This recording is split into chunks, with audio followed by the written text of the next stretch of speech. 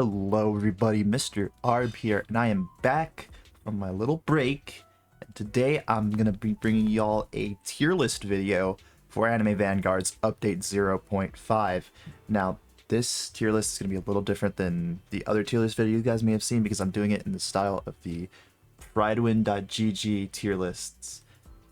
Just because I'm more familiar with them, to be honest, as a real gacha game addict. I use these a lot. If you guys play like Honkai Star Rail or Zelda Sub-Zero, you've probably seen this multiple times. Trying to rank all these units for my own like personal use experience with them, and hopefully I can help y'all out in determining who's the best for what use.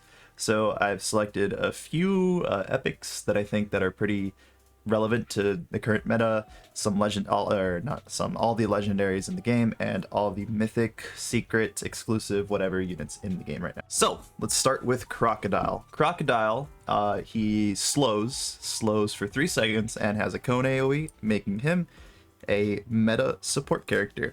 I think he's the only unit in the game that slows right now. So he's definitely useful for story and for infinite. He's definitely required in infinite if you're going for leaderboard run, and he's just a solid unit overall. Up next, Sakura. So Sakura's whole thing is that she's going to debuff cleanse. She has a cooldown of 100 seconds, and the debuff cleanse is an ability. It cleanses everyone in her AoE, and she's required for the new tier 4 raid. Outside of that, we aren't really seeing much use for her anywhere else.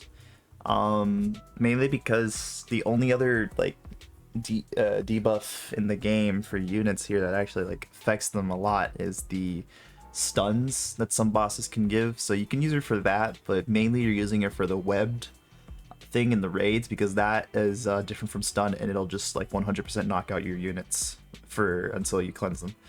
Alright, so next, we got Killua here. He is going to be, I put him right there. He is a 50% chance to stun, and I do believe he buffs up his SPA, which allows him to hit more stuns, but it's only a 50% chance. He's good if you're just starting out and you need just like a little support character to help out. You could go ahead and run him. We're going to go with Speedwagon here. We're going to put him there.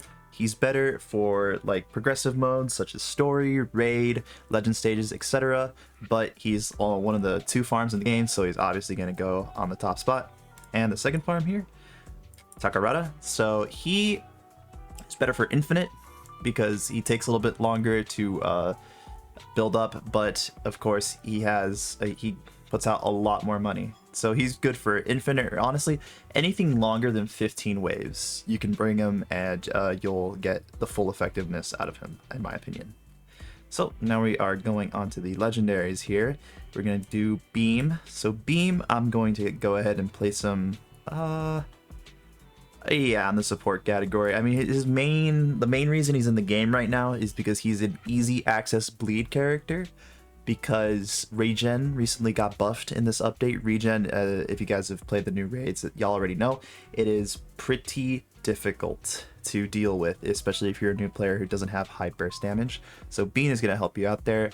All he does is he bleeds, and I think his other passive is more damage to bleeding units, but really you're only using him for the bleed. But outside of that, he's kind of just like average legendary damage numbers, nothing special. We're going to go to Pain here. Pain, putting him right here. He is meta because he is full AoE knockback. He's the only unit in the game, I believe, that can do knockback. Great for stalling, great for leaderboard runs. And you can use him in story as well if you really need to. He has been in my inventory for a long time. I've used him for a long time as support. Also great for Paragon runs as well. Let's not forget. He's important for Paragons as well. So let's see here. So Kizaru, I'm going to go ahead and put him here in the specialist category. He is really good at breaking shields, from my experience. He can buff his range. He hits for 3 on placement, and he has a really, really small SPA. He has like 2 seconds per attack, 3 hits. So that's just amazing for shields. You spam him, you put one on last, and you put the rest on first, and those shields are cleared, trust me. So I'm noting him there. He also is like partially immune to stuns. Like he has like a 50% chance to dodge an attack, so makes him pretty good for beginners. If you're looking for like a good legendary unit to use until you get your first mythic, you can go ahead and use Kizaru here. Gon, I'm gonna go ahead and put him here. So Gon's whole thing is that if you put units in his range, he will self buff up to 100%. I've never used him. I don't know how good that is, but it sounds pretty decent. He also has like a dodge every 6 attacks. That's pretty inconsistent. I don't think you're gonna be seeing much use out of that dodge, but he exists and he has crazy self buff, so he must be at least somewhat good. All right, now we're gonna go Itachi. We'll put him here. Itachi does deal burn in like a decent AoE size. I think it's like a cone, if I remember correctly. Burn is gonna help break shields, and it's also just a debuff that you could have. I think it's pretty decent damage from what I remember. I used to use him when I very first played the game. But yeah, he should have average legendary damage numbers with the burn on top of that, and he also does more damage to burn units, making him pretty good as a starter unit. And then we're gonna move on here to Grimjaw. Now Grimjaw, from what I remember, he is pretty bad, unfortunately. He does have that extra damage to bosses, but his SPA is stupidly high from what I remember. I might be wrong. People might have better Grimjaws than me, but from what I remember, from when I used them at the very beginning of the game, he was not too great. Let's do the last legendary here. I'm not sure why I put Goku back there, but Goku Black, he's gonna go here. He has an insta-kill if enemies are below 25% HP, and I think there's another thing that has to activate, or it's like a chance to insta-kill if enemies are below 25 HP, which I think is used in leaderboard infinite runs, if I remember correctly, for something. I don't remember, but he is pretty good. He also has some crazy good self-buff capabilities. I think it's like 150% damage before you lose it, but as long as you have that high burst damage and is able to get a couple of attacks off, you can kill the boss pretty easily.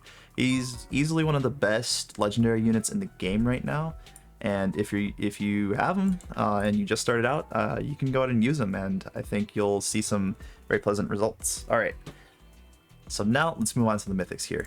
Tengen, easy, top tier damage dealer.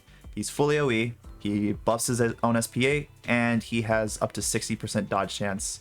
Really great, really solid unit. Highly recommend. Kaza, also going in top tier damage dealers. He has a big line AoE. I think it's different from just a regular line AoE. It's called Impact on the wiki. I haven't used him yet. As you can see, his thing, it doesn't say that he's evoed. It's because I have not evoed him yet. I haven't used him. I don't know how good he is. I hope that he's really good. But from what I've heard, people are eager to use him in Paragons, which is interesting. So there you go, Paragon unit. All right, Obito, putting him right here. He does decent damage. He can buff his SPA pretty good. He can get pretty low. I've seen sub 5 seconds with Blitz, which is pretty great. His AoE is massive. It's a nice big cone, and he deals burn damage equal to like what, 30% of his attack, I think it was. So pretty decent burn damage and pretty decent attack. I'm putting him there. Naruto, I'm gonna go ahead and put him. Yeah, I'll put him there. So Naruto, his whole thing is that he can self buff pretty well, and he can SPA reduce pretty well as well. But his final attack, unfortunately, the AoE is pretty mid, and it only hits once, making him not the greatest unit ever. He is 4 placement, if that's anything, but his damage is pretty decent, but it's nothing to write home about. He's just kind of a unit. You know, if you have him, you have him. If you don't, oh well, you can survive. All right, let's move on here. So, Rengoku, easy, top tier specialist. Why do I say specialist? Well, because not only does he do DOT, he also buffs DOT damage. So him paired with Obito is amazing. He buffs his burn, and his burn becomes just that much more powerful. I think it's a 50% buff, so it would be 80% burn damage from Obito, which is insane, especially if you have Monarch Obito. I really want to see those numbers. I've been trying to get Monarch on him right now. No luck, unfortunately, but hopefully it happens, and I really just want to see the numbers on the damage over time effects with the Rengoku buff. Alright, here we go. Sun Jin Woo, definitely top tier specialist as well. His self buff is insane. He can self buff up to 65% of his damage. Other characters also have that higher self buffing capabilities, but we have to remember that Sun Jin Woo is a mythic unit, meaning that his damage gets buffed way more than the legendary ones. So his self buff is insane. His ability is insane. Really great to catch leaks. It's a summon ability. It's really, really powerful. And he also buffs Igris by a great 25%. So he's just one of the best units to have right now. You running him in a infinite with Igris, you're guaranteed to hit around 100, if not higher. So yeah, highly recommend getting him very high on the tier list. Igris, he's also going to be meta specialist. The reason I put him in specialist is because he's immune to boss stuns. He does more damage to bosses. I think post nerf and then buff, he's doing 30% more damage to bosses, and he's also a full AoE. I feel like he's kind of interchangeable between damage dealer and specialist, but just because his passives are so interesting and unique, I'm gonna put him in specialist here. He also does get buffed by Sun Jin Woo, a nice 25%. Me personally, with my Igris, I've seen damage numbers of 20 something, 30k with Ethereal. So yeah, very good unit. Now we're gonna go ahead and move to Cha here. I'm going to move Goku black there because we don't want to have him be like right there. All right. Cha, she is a 5 placement. She has really good AoE, huge AoE, and she's immune to stuns, and she has crit.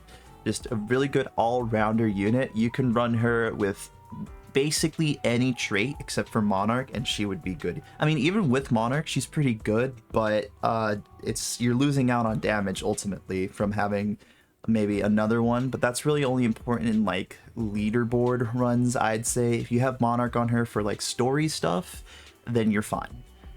She has, again, the gigantic AoE. It's almost like she's full AoE basically. And she also gets a nice big cone AoE like in the middle of her upgrades. She's just a really solid unit. Meta for all kinds of macros. You can do the Igris boss macro with her. You can do just like your basic infinite macro, your legendary stage macro. That's what I do with her. And she's just a really good all-rounder. Like, she's a jack of all trades, really. All right, so now I'm going to move on to Vegeta here. I'm going to put him right here. Vegeta is the cheapest mythic unit to place in the game. He has really good self buffs for SPA, and he does more damage to single targets, making him a really good starter placement unit. I think he also hits like 3 times on placement, which is really good for shields as well. So just for like placement stuff, he's really good. He's also really good in macros because he's the cheapest unit. You can farm up while he does his work, and then by the time that enemies start getting through, you're going to be fully farmed from the money that you saved, and you're going to be able to put something that just wipes everything else. So very good unit for starting. He's not meta damage by any means, but he is pretty decent as a starter. Let's go on to support here. Top meta support, Hakura Rin, obviously. She's the only unit in the game that buffs other units, and that's her whole thing. 18% damage buff and 10% range buff once you have her down for 6 rounds, making her also viable for story. As long as you have her down by round 8 or wave 8 or 9, you're going to get the full buff from her. Really useful, and she's a full AoE, so just put your units in her range and forget about it. She'll buff them up, and you'll have nicely buffed units. Okay, next, Alucard, putting him right here in the support. His damage isn't really all that, which is why I'm not putting him in like specialist or damage dealer, but his debuff is the best debuff in the game. 20% damage vulnerability to anything in his range that is bleeding is insane. You might be able to pair him up with Beam, I think, maybe, to maximize the amount of enemies that have that debuff, but he is also a full AoE on upgrade 4 and on his max, so you don't really have to worry about the application of the debuff. It will be up for a good amount of time while your units are attacking, and he is a must-have for infinite runs. And our last unit here, Sasuke. we're just gonna put him right there. He 100% stuns. Nothing else to say about him. He's just a 100% stun with a tiny AoE, but he has a good SPA, so he can just attack. And yeah, that's the tier list, guys. I hope y'all enjoyed. Please do leave a comment if you have a concern or if I said something wrong. I'm always willing to learn from y'all. And yeah, if you enjoyed the video, please leave a like. I appreciate the support, so please share it as well if you've seen it. And more videos coming soon. I have a nice video idea in the works right now.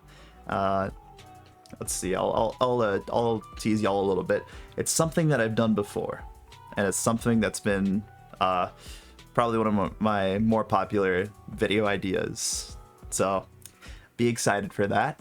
And yeah, thank y'all for watching. See you in the next one.